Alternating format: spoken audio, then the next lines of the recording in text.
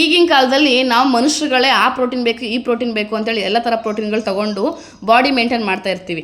ಅಂಥದ್ರಲ್ಲಿ ನಮ್ಮ ಅಡಿಕೆ ಸಸಿಗಳಿಗೆ ಪ್ರೋಟೀನ್ ಬೇಡವಾ? ಪ್ರೋಟೀನ್ ಇಲ್ಲ ಅಂತಂದರೆ, ಒಳ್ಳೆ ಪ್ರೋಟೀನ್ ಕೊಟ್ಟಿಲ್ಲ ಅಂದರೆ ಒಂಬಳೆ ಒಣಗೋದು, ಮತ್ತು ಹಳ್ಳು ಉದುರೋಗೋದು, ಗರಿ ಒಣಗೋದು, ಒಂದು ಮರ ದೊಡ್ಡದು ಒಂದು ಮರ ಚಿಕ್ಕದು, ಇದೇ ಥರ ಹಲ್ವಾರು ರೋಗದಿಂದ ಕಾಪಾಡಬೇಕು ಅಂದರೆ ನೀವು ನಮ್ಮ ಅಕ್ಷಯ್ NPK ಅವರ ಈ ಒಂದು ಲಿಕ್ವಿಡ್ ಸಾಕು ಎಲ್ಲದಕ್ಕೂ ಪರಿಹಾರ. ನಿಮ್ಮ ಮರಗಳಿಗೆ ಎಲ್ಲ ಥರ ಅಂದರೆ 16 ಥರ ನ್ಯೂಟ್ರಿಯೆಂಟ್ ಸಿಗುತ್ತೆ, ಮತ್ತು ಯಾವುದೇ ರೋಗವಿರಲ್ಲ, ಮರಗಳು ಒಳ್ಳೆ ಫಲವತ್ತತೆಯಿಂದ ಬರ್ತವೆ, ಫಲನೂ ಕೂಡ ಬಿಡ್ತವೆ.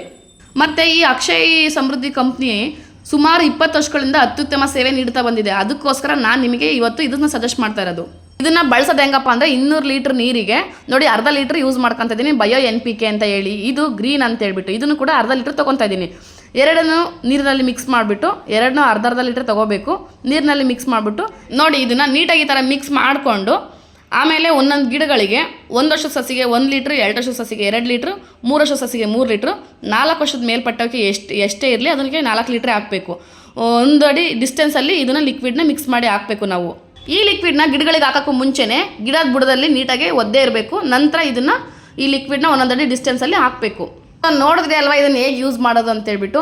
ಹೆಚ್ಚಿನ ಮಾಹಿತಿಗಾಗಿ ದಯವಿಟ್ಟು ಸ್ಕ್ರೀನ್ ಮೇಲೆ ಕಾಣ್ತಿರೋ ನಂಬರ್ಗೆ ಕಾಂಟ್ಯಾಕ್ಟ್ ಮಾಡಿ. Thank you.